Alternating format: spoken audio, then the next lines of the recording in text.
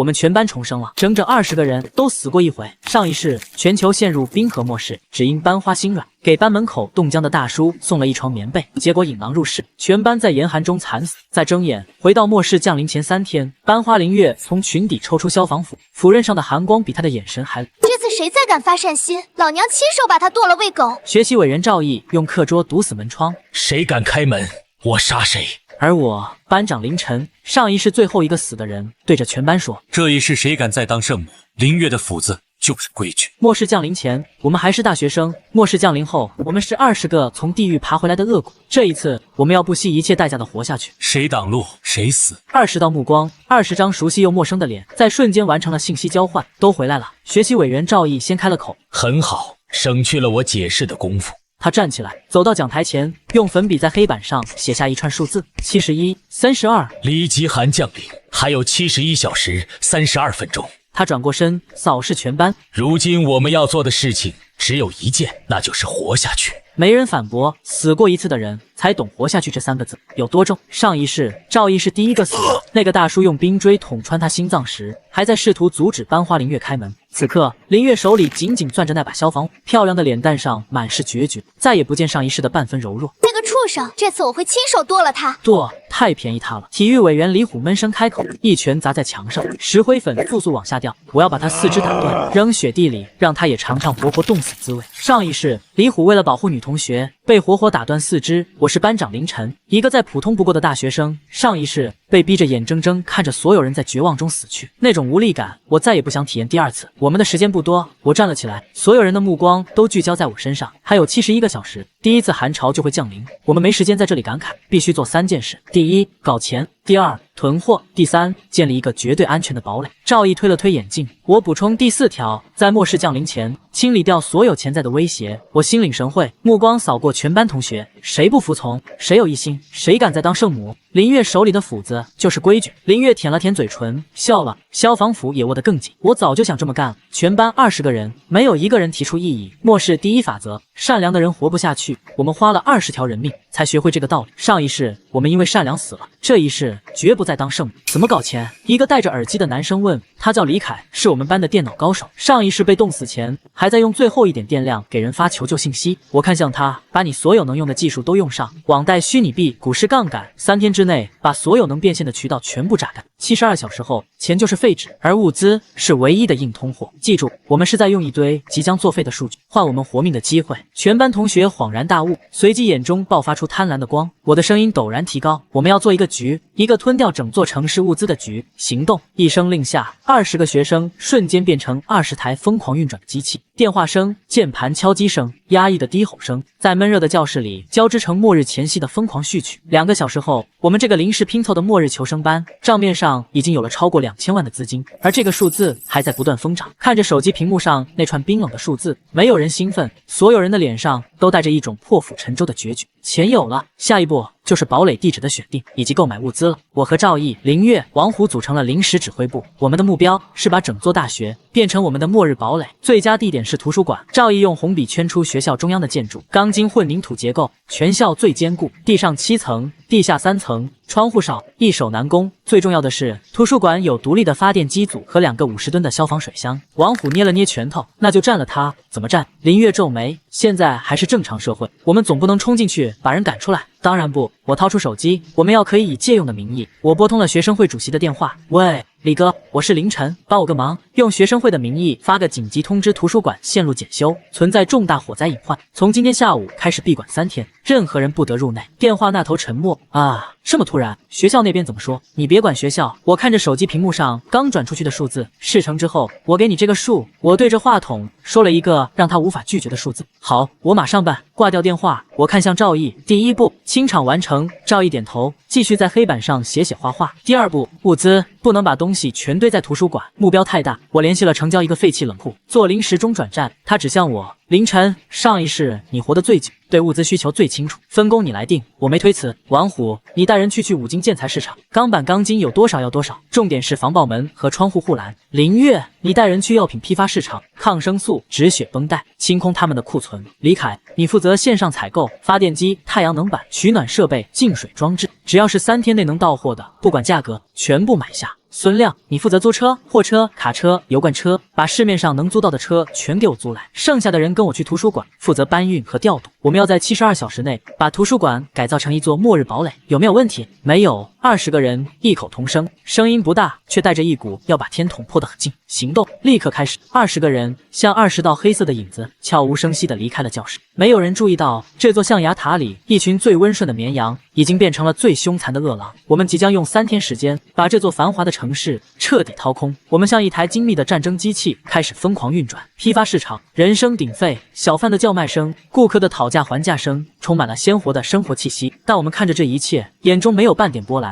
这些鲜活的生命，3天后，绝大部分都会变成冰冷的尸体。同情，上一世我们的同情心换来的是全班覆灭，这一世我们心里只剩下冰。林月走进一家药店，直接问老板：“你们仓库里所有的抗生素，我全要。”老板愣了：“小姑娘，你买那么多药干什么？”林月从包里掏出5万现金，拍在柜台上：“够不够？”老板的眼睛直了：“不够，那我加。”林月又掏出5万，10分钟内装车，我再加2万。15分钟后，一辆厢式货车满载着药品驶出市场。类似的场景在不同的市场同时上演。我们不问价格，只问库存。付钱的方式简单粗暴，用现金砸。在金钱攻势下，所有商家的热情都被点燃。仅仅1个下午，孙亮租来的17辆大货车就已经满载物资，浩浩荡荡开往城郊冷库。下一步，武器。回学校的车上，我冷静开口：“末世里没有武器，我们就是待宰的肥羊。枪搞不到。”王虎瓮声瓮气：“管控太严，搞不到枪就搞别的。”我打开手机，点进一个户外用品网站，复合弓、狩猎弩、高强度砍刀、防刺符，这些合法。李凯用不同身份下单，买100套。另外，我顿了顿，去化工商店买硫磺、硝石、木炭，再买一批钢管和无缝钢管。赵毅看了我一眼，眼神里闪过一丝赞许：“你想做土制炸药，有备无患。”林月一直沉默，此刻突然开口：“还有消防斧。”他抚摸着自己带来的那把斧子，眼神温柔又残忍：“对付那个畜生，我要一刀一刀来。”车里气氛瞬间压抑，上一世的惨状像块巨石压在每个人心头，没有人说话，只有车轮滚滚向前，复仇的火焰在我们胸中燃烧。第2天，大学城里出现了一道奇观，一辆又一辆大货车打着图书馆内部装修的旗号，源源不断开进校园。王虎带着人像蚂蚁搬家，把成吨物资卸下来，运进地下书库。钢板、水泥、粮食、饮用水、药品、燃料，图书馆地下3层，在1天之内被改造成一个固若金汤的末日堡垒。所有入口加装了20厘米厚的钢板防爆门，所有窗户被水泥和钢筋彻底封死。李凯采购的10台大功率柴油发电机在地下室轰鸣，楼顶铺满了太阳能电池板，整个图书馆变成一个与世隔绝的独立王国。我们20个人就是这个王国的国王。当然，这一切做得很隐蔽，从外面看，图书馆只是拉起了警戒线，挂着正在维修、请勿靠近的牌子。偶尔有好奇的学生靠近，会被我们的岗哨用各种理由劝退。2天时间，我们几乎不眠不休，每个人的脸上都带着疲惫，但眼神却越来越亮。看着地下仓库堆积如山的物资，一种前所未有的安全感包裹着我。上一世，我们为了1碗粥、1瓶水，就能被人像狗一样杀死。这一世，我们拥有的物资足够挥霍10年。由于我们都在离家千里之外的大学读书，父母远在家乡，短短3天内根本无法将他们接来堡垒。做出这个决定，每个人都有过痛苦挣扎，最终还是选择了独自坚守。更何况，末世是残酷的，人越多，变量越大，失控的风险就越高。一旦内部爆发混乱，到最后，可能所有人都会走向毁灭。于是，我们不约而同地拿起电话，用善意的谎言叮嘱父母，未来3天，天气将急剧恶化，务必囤足物资，并且千万不要出门。我们只能在心底默默祈祷，愿他们能熬过末世降临的第1周，等待幸存者组织接管，支撑到黎明重新降临的那一天。第3天中午，所有物资入库完毕，所有防御工事完成，所有设备调试正常。赵毅站在我们面前，冷静汇报最后的准备工作。离寒潮降临还有6个小时，现在讨论最后一个问题。他顿了顿，目光扫过我们每一个人。张武该怎么处理？这个问题一出，所有人的呼吸都粗重。林月噌地站起来，手里的消防斧在灯光下泛寒光。他出现了。赵毅点头，指向旁边的监控屏幕。屏幕上，大学校门口，一个穿着破旧棉袄、冻得瑟瑟发抖的中年男人，正探头探脑往里看。那张脸，我们华成辉也认，就是他啊，张武。他叼着烟，眯着眼打量我们这栋正在装修的大楼。上一世的梦魇提前登场了，我去杀了他。林月提着斧子就往外冲。等等，林月，不要轻举妄动。我拦住他，先观察他想干什么。张武并没有靠近，只是转了一圈，在角落里撒了泡尿，就骂骂咧咧走了。但我和赵毅对视一眼，都看到对方眼中的凝重。他在踩点，赵毅一针见血。我们搞这么大动静，不可能不引起注意。我放大监控画面，远处巷子口出现几个鬼鬼祟祟的身影，是张武那帮同伙。上一世就是他们把我们折磨致死，怎么办？现在就出去干掉他们！王虎握紧钢管，不行，我拦住他，现在动手会招来警察，计划全泡汤。难道就这么看着？林月的声音里满是不甘，他还会再来的。我盯着监控里张武远去的背影，声音冰冷。他现在只是怀疑，等末世降临，发现我们有物资，就会主动送上门来。到那时候，就不是我们怕他，而是他要跪下来求我们，给他一个痛快的死法。第3天黄昏，距离极寒降临最后2小时，所有准备工作全部完成。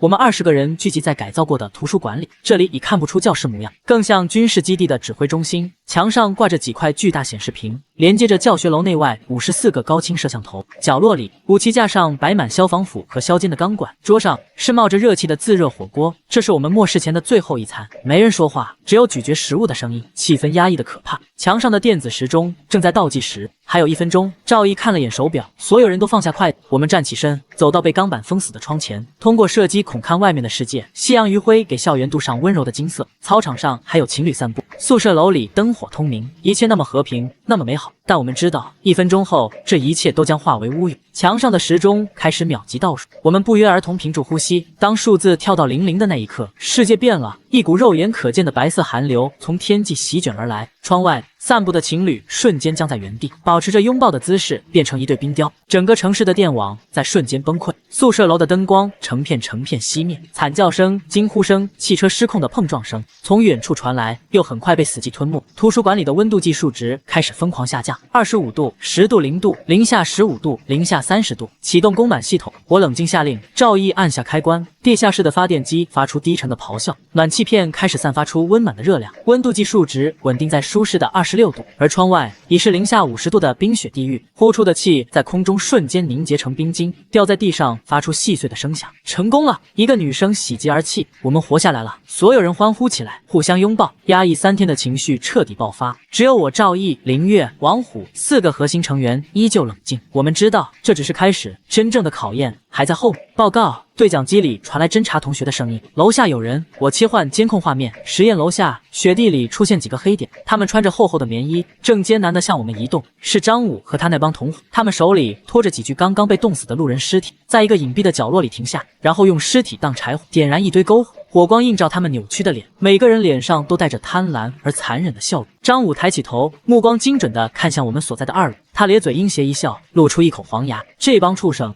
王虎一拳砸在桌子上，别冲动。赵毅扶了扶眼镜，脸色阴沉。他们手里有人命，什么都干得出来，就这么让他们死，太便宜了。我的声音很冷，上一世我们体验过的绝望，要让他们体验100倍。你有什么计划？赵毅看向我，我盯着屏幕上张武那张伪善的脸。上一世他用可怜当武器骗我们开门，这一世我们可以主动出击，用善良做诱饵钓他上钩。我把计划详细说了一遍，听完所有人都沉默。半晌，王虎闷闷说了一句：“凌晨，你小子够狠。”赵毅推推眼镜，我同意，复仇就该用最残忍的方式。林月放下斧子，看着我眼神复杂，就按你说的办。计划很快实施，我们按下开关，图书馆的窗户瞬间亮起刺眼白光，在这片被黑暗和风雪笼罩的死寂校园里，我们这栋楼成了唯一的光源，就像黑夜里的一座灯塔。楼下，张武那伙人被光亮吓了一跳，他们仰着头，呆看着我们的方向，交头接耳一番后，张武颤颤巍巍从角落走出来，迈向我们这座图书馆。这一次还是林月出马，她长相甜美，声音温柔，是那种最没攻击性、最容易让人放下戒备的类型。上一世她死得很惨，此刻她的眼睛里燃烧着和我们一样的复仇火焰。怕吗？我问她。不怕。林月摇摇头，嘴角甚至露出微笑。一想到能亲手把那个畜生送进地狱，我只觉得兴奋。她换上干净的白色羽绒服，带上装满热水的保温杯和2个肉包子，走出图书馆。我们所有人聚集在监控室，死死盯着屏幕。林月的身影出现在图书馆门口，她恰好路过，无意中看到冻得瑟瑟发抖的张武。接下来的剧情几乎和上一世一模一样。林月犹豫了一下，走过去：“大叔，你没事吧？”张武看到他，浑浊的眼睛里立刻迸发出贪婪的光，但很快被伪装的可怜掩盖。姑娘，我好冷，好饿，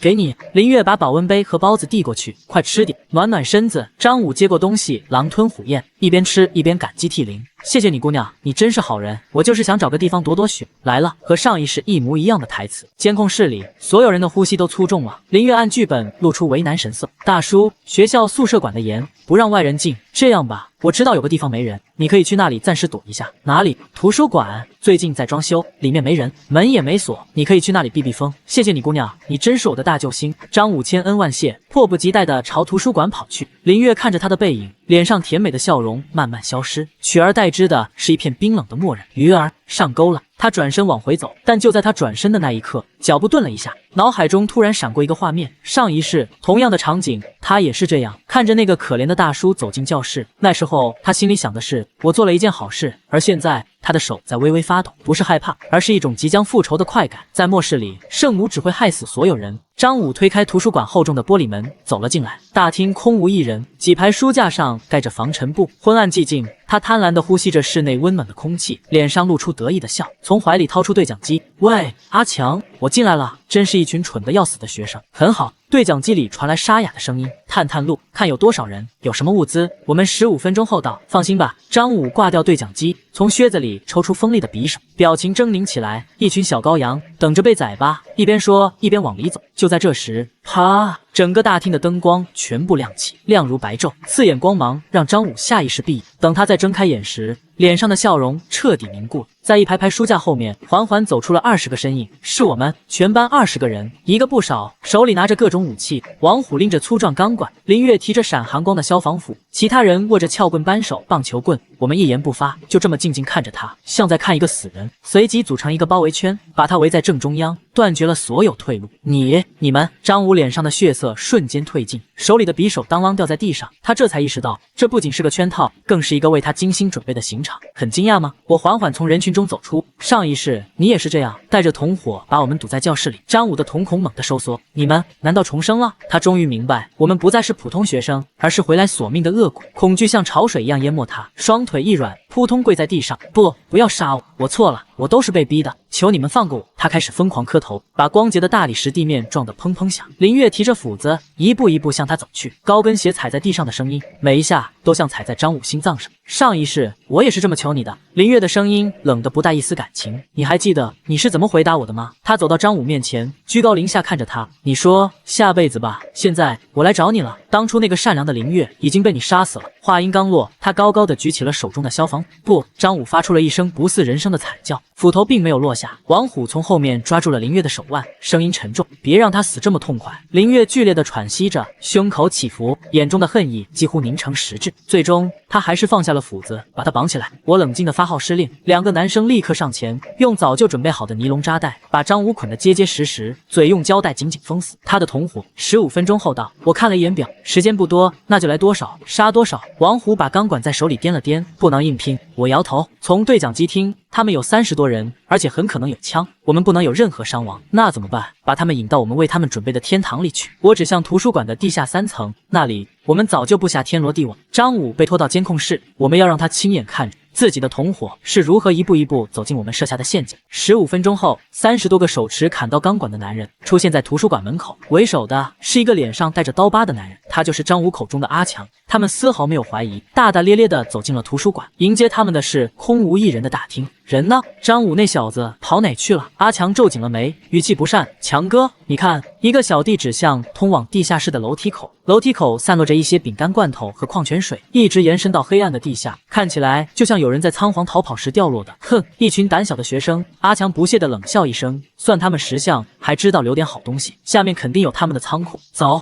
下去看看。一群人立刻兴奋起来，争先恐后朝地下室冲去。监控室里，张武看着这一幕，眼里充满绝望，呜呜地挣扎着，似乎是想提醒他的同伙。我走到他面前，撕下他嘴上的胶带，想说什么？魔鬼，你们都是魔鬼！他声音嘶哑地嘶吼着。我笑了，谢谢夸奖。现在好好欣赏我们为你和你的朋友们准备的欢迎仪式吧。我按下了身边的一个红色按钮，屏幕上冲在最前面的几个暴徒已经踏入地下3层范围。就在他们踏入瞬间，轰隆一声巨响，他们身后的楼梯通道，一扇厚达20厘米的钢板闸门从天而降，死死地封住了唯一的出口。地下3层瞬间变成了一个密闭的铁棺材。怎么回事？门被堵住了。突如其来的变故让所有暴徒都陷入了恐慌。他们疯狂地用砍刀和钢管劈砍着那扇钢板闸门，却只留下一串串白色的印记和徒劳的花。阿强还算镇定，举手示意手下安静，别慌，找找有没有别的出口。几个小弟立刻四处搜索，但很快回报：强哥，没别的门，窗户都焊死了。这里就是个密封的铁盒子，恐慌重新蔓延。就在这时，地下室的广播系统响起刺耳电流声，紧接着我的声音回荡在整个地下空间：欢迎各位来到地狱，很抱歉通知各位，这里没有别的出口，这是一个为你们量身定做的坟墓。阿强脸色大变，冲到最近的一个摄像头前，对着镜头怒吼：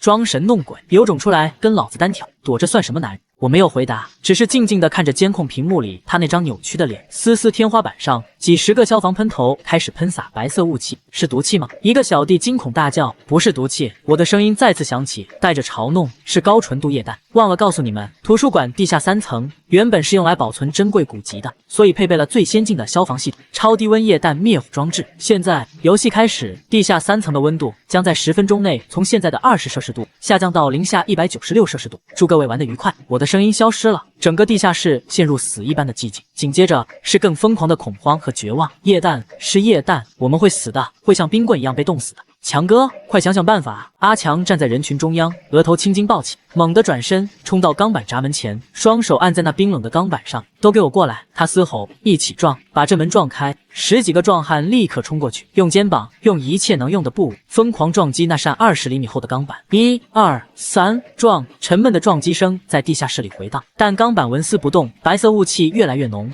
温度以恐怖速度下降。暴徒们呼出的哈气瞬间在空中凝结成冰晶，眉毛头发上迅速挂满白霜。不行啊，强哥，撞不开，那就找东西撬。阿强红着眼，刀、钢管都给我上！一群人又冲到门边，拼命撬着那条唯一的门缝。火星四溅，金属碰撞的刺耳声响彻整个空间，但门缝连1毫米都没有扩大。一个小弟的手已经冻得握不住刀，刀掉在地上，弯腰去捡，却发现自己的手指已经僵硬的不听使唤。强哥，我的手没知觉了。阿强回头看了他一眼，什么都没说，随即转身冲到墙边，用刀疯狂劈砍墙上的消防喷头。关掉，把他们都关掉。几个小弟跟着他一起砍，喷头被砍断，可液氮却喷得更猛了。白色的雾气已经浓到看不清3米外的人。一个小弟突然惨叫一声，手刚触到喷头喷出的液氮，皮肤瞬间变成死白色，紧接着龟裂剥落，露出下面血红的肌肉。啊！我的手，我的手！他抱着手在地上打滚，没有人能帮他，每个人都在拼命的挣扎。死亡的气息格外清晰，有人脱下衣服，试图堵住喷头，但衣服刚接触到极寒雾气，就冻成了硬邦邦的冰块，根本堵不住。有人绝望的互相拥抱，试图汲取最后一丝温暖，但身体越来越冷，越来越硬，抱在一起反而像2具冰雕在互相支撑。温度计显示零下80度、零下100度、零下120度。一个小弟突然哈哈大笑起来，笑得歇斯底里。暖和了，我突然觉得暖和了。旁边的人惊恐地看着他，这是冻死前的最后征兆。当身体失去知觉，反而会产生发热的错觉。那个小弟笑着笑着，动作越来越慢，最后保持着大笑的姿态，凝固在原地。接着一个又一个。阿强站在人群中央，看着身边的人一个一个变成冰雕，他的嘴唇已经冻得发紫，眉毛上结满了冰霜，每呼一口气都能听到自己肺部传来的刺痛。他抬头看着天花板上那个摄像头，他的声音断断续续，牙齿打颤。老子记住你了。我看着屏幕上狰狞的他，轻轻说了一句话：不用记，下辈子我们不会再见了。阿强的眼睛瞪得很大，想说什么，但嘴唇已经动不了了。监控画面里，30多具姿态各异的冰雕栩栩如生地矗立在白色寒雾中，脸上的表情永远定格在死亡前那一刻，惊恐、绝望、不甘。监控室里，我们也陷入长久沉默。我们亲手制造了一场地狱，但我们不能心软。末世里，不是你死就是我活。30多个人在10分钟内从活生生的人变成冰雕。张武此刻正瞪大眼睛，脸上没有血色，已经吓得大小便失禁，想挣脱逃出去，却被绳子捆着，只能在地上疯狂扭动。我走到他面前，蹲下来，露出一抹玩味的笑。轮到你了。他下意识地往后缩了缩，想活命吗？他疯狂点头，给你个机会。我站起来，指向通往楼顶天台的门，从这里上去，跳下去。如果能活下来，我们就当什么都没发生过。他愣住了，7层楼高，21米，下面是冻得坚硬的水泥地，跳下去必死无疑。怎么不敢？我笑了，那就换个玩法。我看向林月，他提着消防斧缓缓走过来，脚步很慢，每一步都像踩在张武的心跳上。张武看着他，眼中毫不掩饰的杀意，崩溃了。我跳，我跳！他连滚带爬冲向天台的门，仿佛后面有洪水猛兽追赶，选择了那条看起来似乎还有一线生机的死法。我们跟在他身后，20个人沉默地登上楼梯，脚步声在狭窄的楼道里回荡，像送葬的队伍。天台的门被推开，张武踉跄着走到边缘，低头看了一眼脚下，恐高让他双腿抖得像筛糠。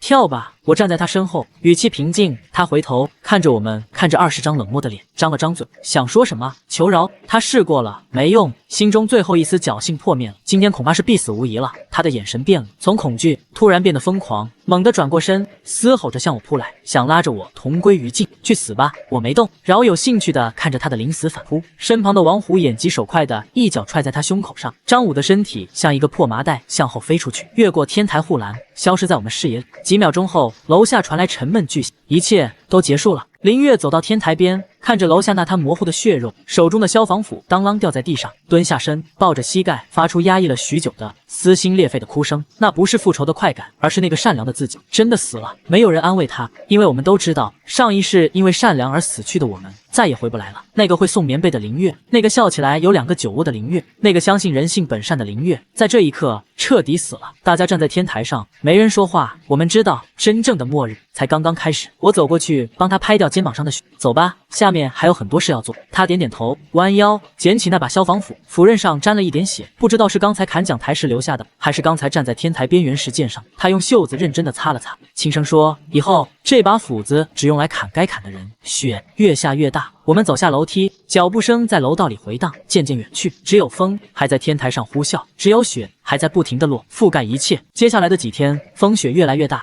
外面温度降到零下50度，整个世界被冰雪覆盖，变成白色荒漠。我们没有丝毫放松警惕。王虎带人在图书馆周围必经之路布置大量陷阱，赵毅也在积极研究化学药品，这些都是我们最后的防线。除了防御，我们还即将储存食物。虽然物资足够吃好几年，但在末世做吃山空最愚蠢的行为。我们在一个废弃的储物室里开辟了一个小型室内农场，种上土豆、蘑菇这些容易生长的作物。时间在紧张有序的准备中一天天过去，每个人都各司其职，把堡垒经营得越来越好。然而，平静的日子终究是短暂的。第7天，一个意想不到的客人出现在监控画面，是李娜的父亲李大海，一个拥有大型超市仓库的男人。他开着一辆改装越野车停在楼下，车上还坐着他妻子和李娜只有10岁的弟弟。这一家人竟然在末世活了下来。李娜看到监控画面，瞬间泪崩。爸妈！他扑到对讲机前，疯狂呼喊。楼下，李大海听到女儿声音，激动挥手：“娜娜，快开门，让我们进去，外面太冷了，你弟弟快不行了。”李娜回头看着我，眼神里充满哀求：“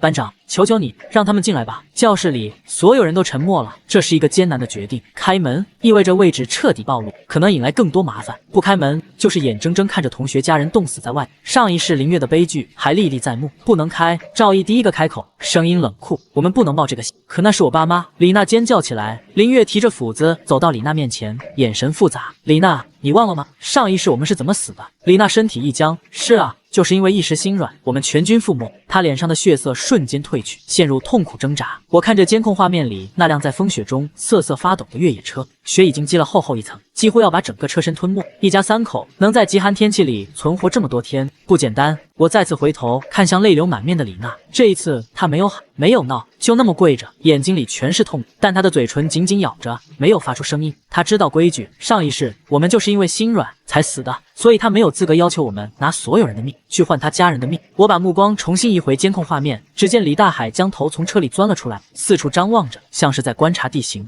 他这般动作倒像是个猎人。我的手慢慢攥紧，意识到这个李大海并不像表面看上去那么简单，说不定还有别的阴谋。与其被动挨打，不如主动请君入瓮。只要他进来，我有的是办法对付他。于是我做了一个决定，可以让他们进来。声音不大，但在这死寂的教室里像一颗炸弹，所有人都愣住了。赵毅猛地转头看我，眉头皱成一座山。凌晨，你疯了？我没疯。我转头看向李娜，但是有条件。李娜猛地抬起头，眼睛里爆发出惊人的光，像是抓住最后一根救命稻草。什么条件？班长，你说什么条件我都答应。第一，他们只能待在1楼隔离室，不准上2楼。第二，他们所有物资必须全部上交，由我们统一分配。第三，也是最重要的一，他们必须接受我们的管理，遵守我们的规矩。如果做不到，或者有任何异心，我会亲手把他们再扔回雪地里。我的话让教室里的温度降到冰点，没有人说话。林月握着斧子的手紧了又松，松了又紧。王虎一拳砸在墙上，闷哼一声。赵毅摘下眼镜，用力揉了揉眉心。只有李娜眼中满是感激。好，她几乎是吼出来。我答应，我现在就去跟他们说。她扑到对讲机前，几乎是嘶喊着：“爸！”妈，你们可以进来，但是有条件，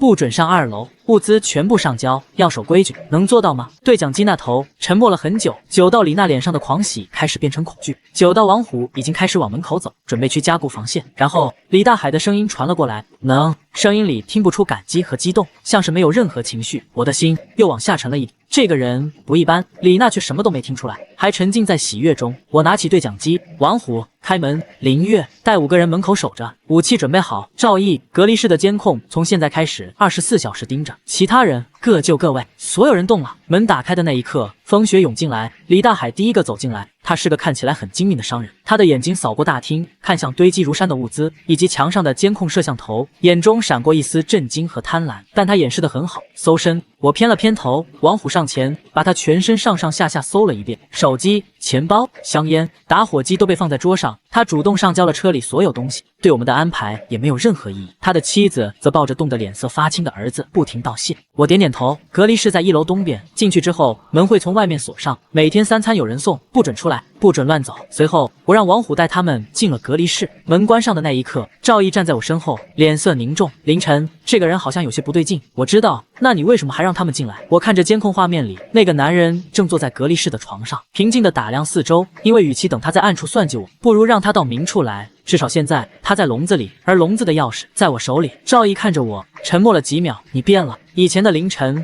不会想这么多，以前的凌晨也不会让这种人进来。当天晚上，我把赵毅叫到监控室，屏幕上一家3口的一举一动都清晰可见。李大海正躺在床上，闭着眼睛，像是睡着了。他的妻子抱着儿子，蜷缩在另一张床上，一切看起来都很正常。我率先开了口，他倒是沉得住气。赵毅盯着屏幕，语气有些严肃。他的车我仔细看过，改装过的越野车，防撞杠加厚轮胎，车顶还有军用急天线，车上有2把猎枪，100多发子弹，还有军用口粮、急救包、夜视仪。他转头看我，这些东西不是普通超市老板能搞到。我点点头，神情有些凝重。他检查过他上交的物资，少了一样东西。什么？一部卫星电话。赵毅的脸色瞬间变了。在所有通讯都中断的末世，一部卫星电话意味着什么？我们都清楚，他想联系外面的人。没错，我调出另一个监控画面，那是安装在隔离室通风管道里的微型摄像头，隐蔽性极好，连声音都能收。画面里，李大海突然睁开眼睛，坐起来，看了一眼熟睡的妻子和儿子，然后从枕头底下摸出一个东西，一部黑色的卫星电话。他背对着摄像头，开始调试信号。他在找死。赵毅的声音里透出森然的杀意。先别动他，我按住他的肩膀，我想看看他到底想联系谁，或许我们能从他身上钓出一条大鱼。接下来的2天，李大海表现得十分安分，每天除了吃饭睡觉，就是陪老婆孩子，对我们的管理也极其配合，从不多问，从不乱走。李娜每天都有固定的时间去隔离室探望他们，一家人隔着玻璃窗说话，其乐融融，仿佛这里不是末日堡垒，而是度假村。但我和赵毅知道，这只是暴风雨前的宁静。那部卫星电话始终没有动静，也许是信号不好，也许是在等待时机。我们没有催促，只是默默的观察。第3天夜里，机会来了，一场强烈的太阳风暴扫过地球，楼顶的太阳能电池板出现短暂故障，备用的柴油发电机也因为超负荷运转，需要停机检修半小时，整栋楼的电力将中断30分钟。这意味着我们的监控系统也会短暂失灵，这是个好机会。赵毅看着我，眼睛在黑暗中发亮，他一定会趁这个时候联系外面。我从桌子下面拿出一个设备，那是我们从学校物理实验室里找到的信号拦截装置，虽然简陋，但足以拦截附近的无线电信号。晚上10点整，电力准时中断，整栋楼陷入一片黑暗，只有应急灯发出微弱的光。我戴上耳机，打开信号拦截装置，滋滋，电流的杂音。几秒钟后，一个男人的声音清晰地传进来，是李大海。喂，是蝎子哥吗？能听到吗？他的声音因为激动而微微颤抖。蝎子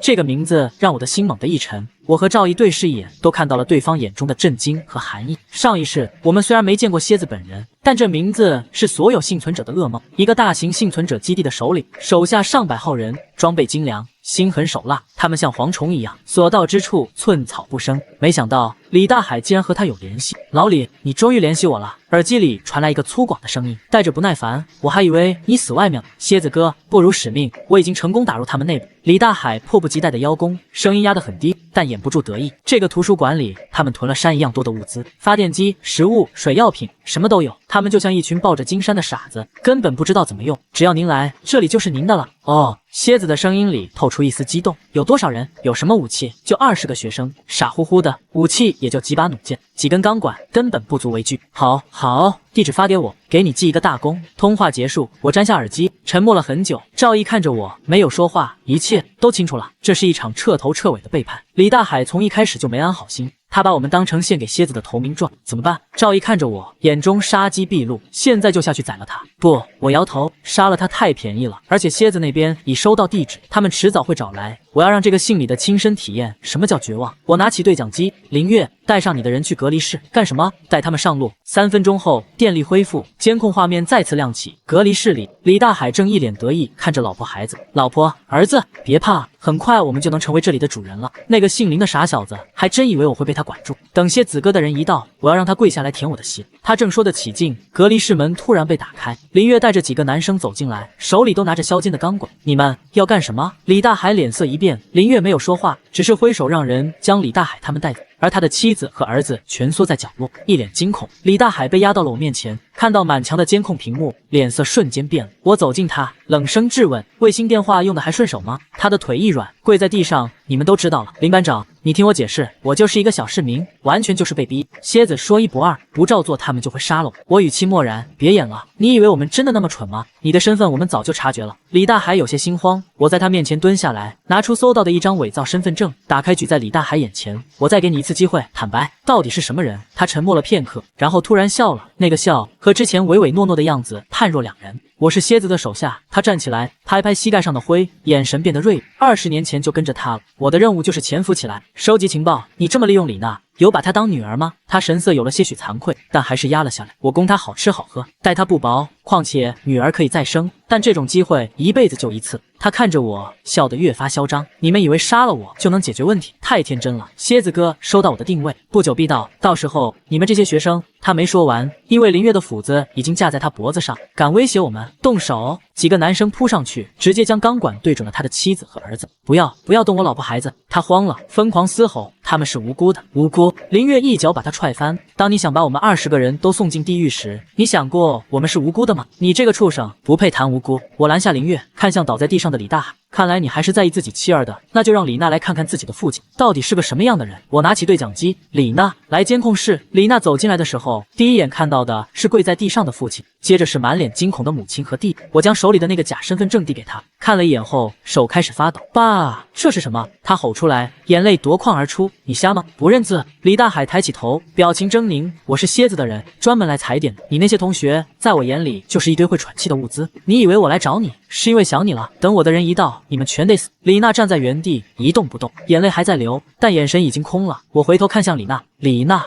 你来决定，是让他们现在死个痛快，还是把他们扔出去？他看向父亲，那个曾经是他心中靠山的男人，此刻只剩背叛，心中涌起无限悲凉。随后又看向母亲和弟弟，最终下定决心，艰难开口：班长，求你给他们一个痛快的吧，不用顾忌我，他没有我这个女儿，我也没有他这个爸，然后把我也一起处理掉。我没脸再活下去了。监控室里一片死寂，所有人都看着我，等待我的决定。林月把李大海带到楼顶，至于他老婆孩子，先关着。李娜，这段时间你就先待在休息室，等事情结束再处置。从监控室出来，赵毅将我拉到一旁，语气里是罕见的激动。凌晨，你太心软了，这个人就该死，他就是一颗定时炸弹。我拍拍他的肩，轻声安抚：蝎子迟早会来，他还有利用价值。赵毅看着我，有些震惊。你想设陷阱？不，我摇头，笑了笑。陷阱太便宜他们，我要让他们来，让他们看到希望，让他们以为自己赢定了，然后再把他们全部留下。赵毅听罢，瞬间了然，调侃道：凌晨，你现在笑的样子，比蝎子还像反派。楼顶天台上，李大海被尼龙绳牢牢绑在旗杆上，嘴里塞着破布，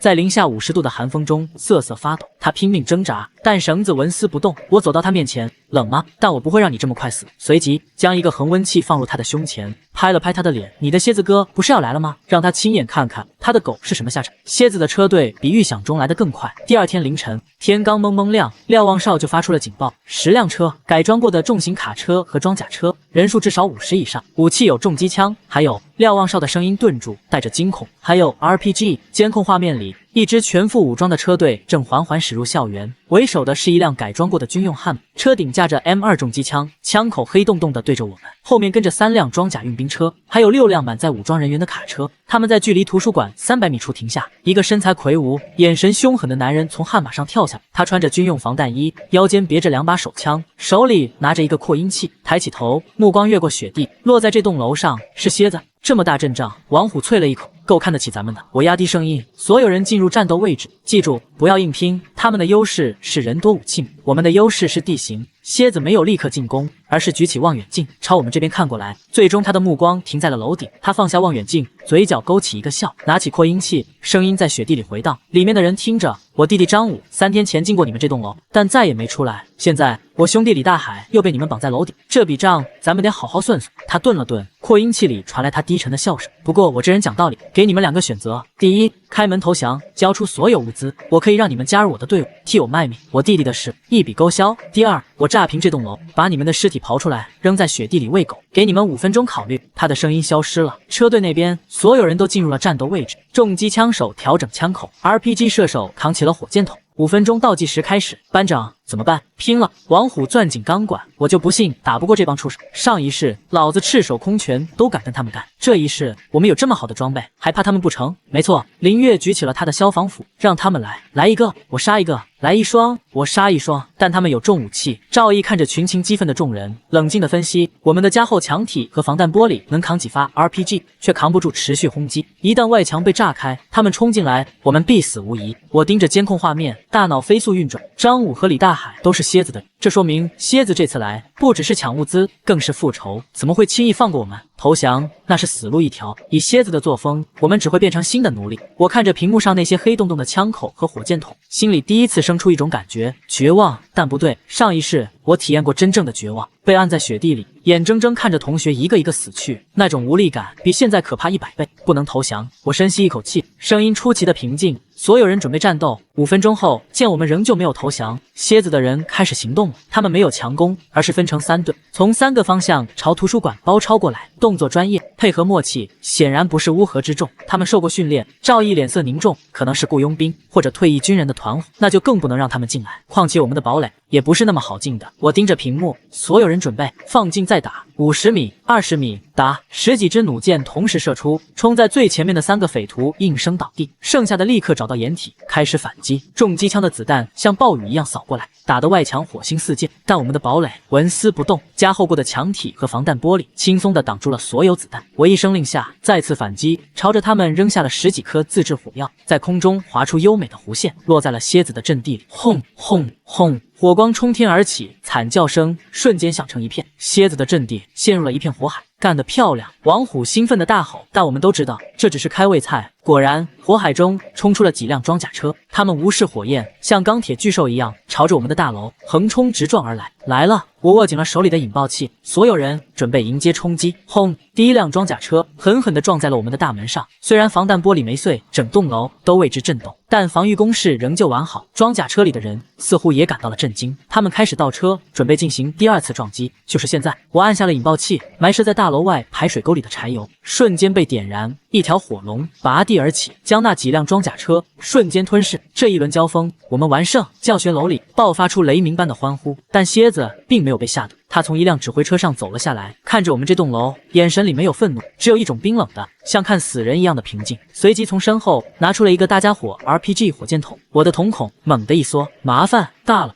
卧倒！我用尽全身力气嘶吼，轰！一枚火箭弹拖着长长的尾焰，狠狠地轰在了我们2楼的外墙上。剧烈的爆炸让整栋楼都摇晃起来。我们引以为傲的防御工事第一次出现了破损，咳。教室里所有人都在剧烈的咳嗽。报告伤亡！我从地上爬起来，大声询问战况。没人受伤，但最外层的墙体被裂开了，刺骨的寒风夹杂着硝烟，疯狂地涌了进来。堵住！快堵住！王虎带着人冲上去，用钢板和沙袋堵住缺口。轰！又一发火箭弹，外墙被炸开一个大洞。班长，这样下去顶不住了！王虎嘶吼。我知道顶不住，也没有打算硬顶。赵毅 ，B 计划准备好了吗？赵毅点头，准备好了。但是凌晨那玩意儿太危险了，万一控制不好，没有万一。我打断他，我们现在只有这个 B 计划，是我和赵毅用之前从化学实验室里搜刮的原料，秘密制造的东西，不是炸药，却比炸药更可怕。停止射击！蝎子的命令从远处传来。进攻暂停了，他们损失了7个人，但我们的防御工事也出现多处破损。蝎子走到阵前，举起扩音器，里面的学生听着，我佩服你们的骨气，但是你们已经没路可走了。现在给你们最后一个机会，开门投降，交出所有物资，否则他指了指身后的装甲车，下一发火箭弹就不是打猎强体了，我会直接炸塌你们这栋破楼。同学们再次看向我，让我拿主意。我抬起手，让他们安静。赵毅把李大海带到1楼大厅。1分钟后，李大海被2个男生押到1楼大厅，他浑身发抖，眼神里既有恐惧又有希望。林班长，林班长，你是不是想通了？让我出去跟他们说，我可以帮你谈条件。真的？我看着他，突然笑了。好啊，你出去跟他们说。不过在出去之前，要把这个东西穿上。赵毅从角落里拿出一个东西，那是用钢板和铁丝绑成的背心，上面密密麻麻插满了试管，里面装着无色透明的液体。李大海的脸色瞬间惨白，这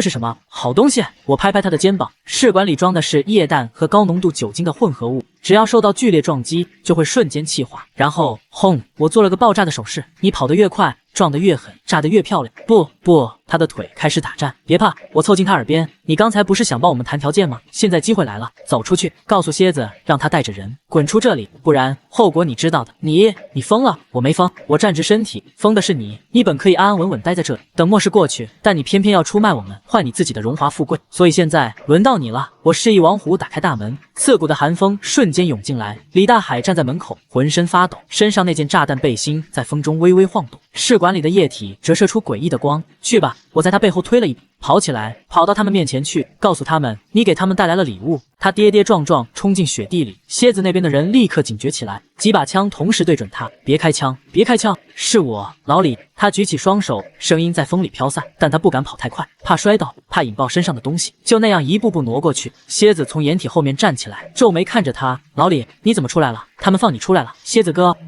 他突然停住了，因为他看到蝎子身后那些装甲车的油箱盖都是开着的，有人在往里加注汽油。蝎子哥，小心！话音未落，轰！不是他身上的炸弹，是从图书馆楼顶射来的3支燃烧瓶。将李大海派出去，就是为了分散蝎子的注意力，找到破绽，给以致命一击。3团火焰精准地落在那几堆汽油上，火瞬间蔓延开来。装甲车的油箱被引爆，爆炸声接二连三响起，蝎子的人四散奔逃，但在零下50度的严寒里，他们跑不快，更何况雪地里还埋着我们事先布置的陷阱、捕兽夹、绊索钉板等。惨叫声响成一片。李大海站在火海边缘，浑身发抖，转过身想往回跑，但已经晚了，一支弩箭射穿他的小腿，摔倒在地上，身上那些试管受到剧烈撞击。不，他的声音淹没在一声沉闷的爆炸里，蓝色的火焰瞬间吞噬了他，那是液氮气化后混合酒精燃烧的颜色，蓝得像地狱深处的鬼火。监控室里，我们静静看着这一切。李娜站在角落，捂着脸，肩膀剧烈颤抖，但没有哭出声。蝎子没死，在爆炸发生的瞬间扑倒在一辆装甲车后面，只受了轻伤，但他的手下一半葬身火海，一半被陷阱困住，50个人只剩下不到20个还能动。他站起来，满脸烟尘，眼神里第一次出现了恐惧。撤！他嘶吼，撤回去。剩下的手下托起伤员，仓皇后撤。蝎子没有逃远，带着残兵退到300米外的一栋教学楼里，借助那里的掩体休整。他不会善罢甘休的。赵毅看着监控，一脸担忧。他还有10几个人，还有重武器，我们的陷阱就快用完了。我走到窗前，透过射击孔看着远处那栋教学楼，蝎子的人正在清点弹药，包扎伤口。虽然损失惨重，但核心力量还在。等他们休整完毕，下一轮进攻会更加疯狂。赵毅，咱们还有多少化学原料？不多了，刚才那一波用了大半，够不够再做一次大的？他愣了愣，你想做什么？我指着远处那栋教学楼。那栋楼是什么结构？老式砖混，比咱们这栋脆弱多了。如果塌了，蝎子他们还能活吗？赵毅的眼睛慢慢亮起来。你是想……